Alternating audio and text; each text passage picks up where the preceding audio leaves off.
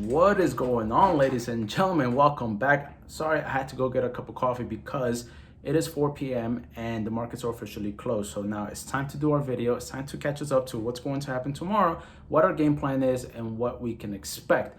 All right, now, if you're new to the channel, thank you so much for tuning in. If you guys already a viewer here, again, also thank you to you. So here's what the game plan is. All right, here's what I think is going to happen tomorrow. So CPI is going to get released at 8:30, the Consumer Price Index. All right, it is expected that it's going to come in above expectations, right? Last month was 8.6, likely will be at 8.8 or a little bit higher, okay? If that's the case, we're going to see a market end up in the red, all right? That's what the market's expecting.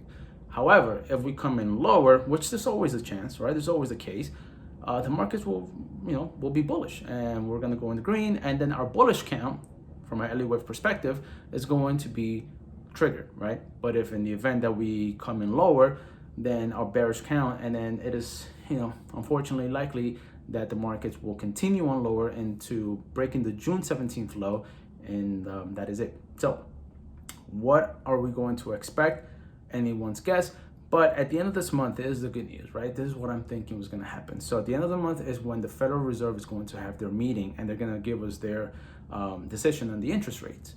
Okay, so it is likely that it's going to give us a 75 basis point because of the strong labor market and because they want to fight inflation.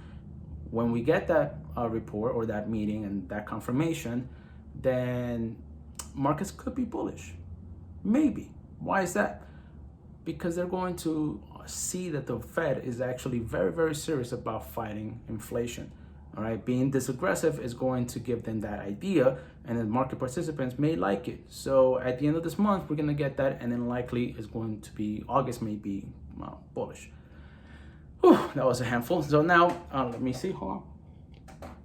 I'm gonna turn around here, and I'm going to review our wave counts. Okay, if you're new to the channel, again, what we do here is that we review our wave structures using Elliott wave analysis. We're gonna review the SPY, we're gonna review the Qs, SMH, IWM, and so on. All right, so let me turn around.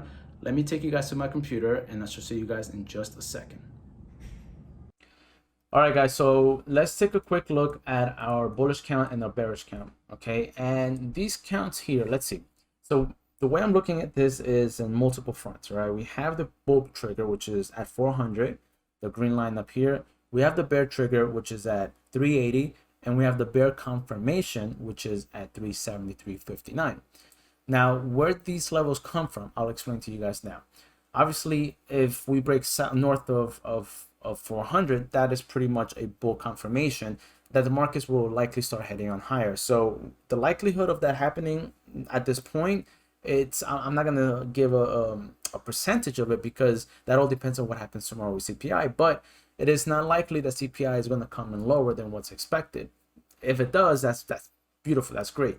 Now let's stick to what we know. All right, it is more likely and expected that data is going to come in higher than the previous month reading, which is May. All right, the data we're going to get tomorrow is for June. So markets triggered the first level, right? We breached the first level. The bears breached the first level of defense for the bulls, and that's at 380.69. So where did this level come from?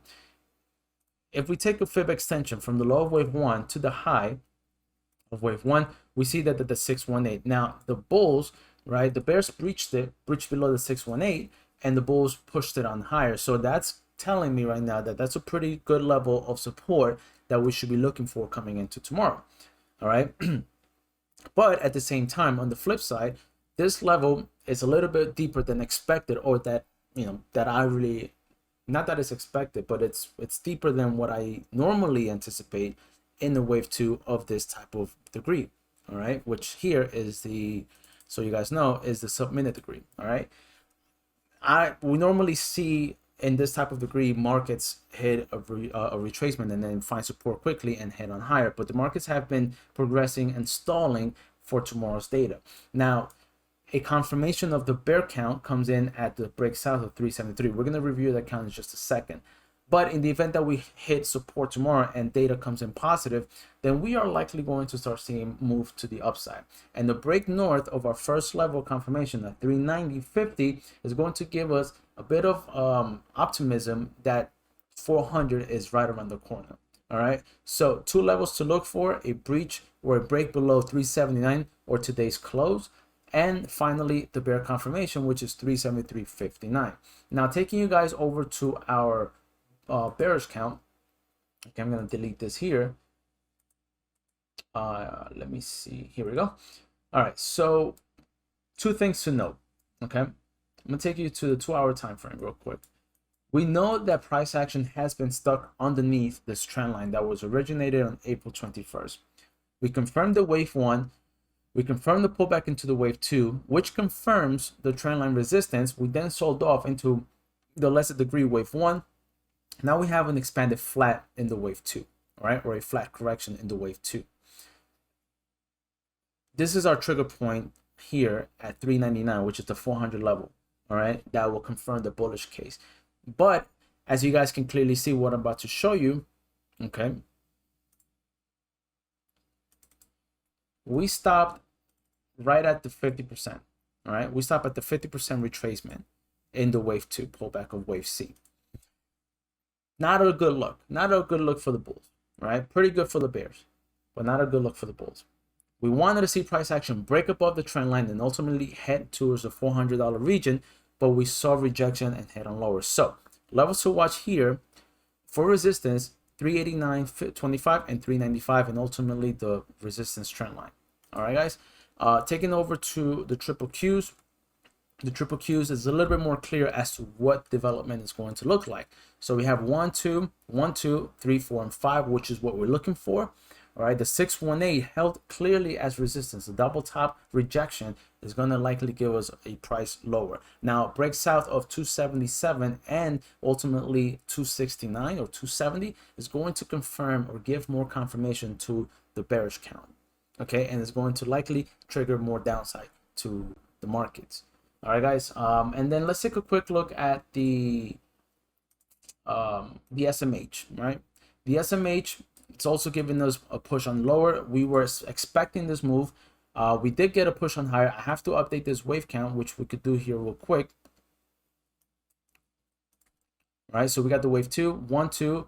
This is going to be a nested Elliott wave, right? So we had the 1, 2, another 1, 2, and then we're going to likely head on lower here in SMH. So a break south of 189 or 190 is going to trigger the more bearish confirmation. And again, remember that the SMH is a big it's a large industry group in tech.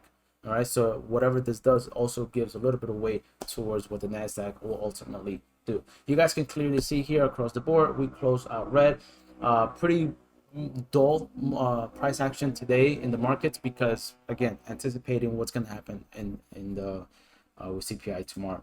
I think I'm just going to leave it at that because tomorrow is what's going to give us a pretty interesting idea as to what the markets are going to do. So I already explained to you earlier what we're expecting for the Fed, what we're expecting for CPI, and what we're expecting here for the markets tomorrow, guys.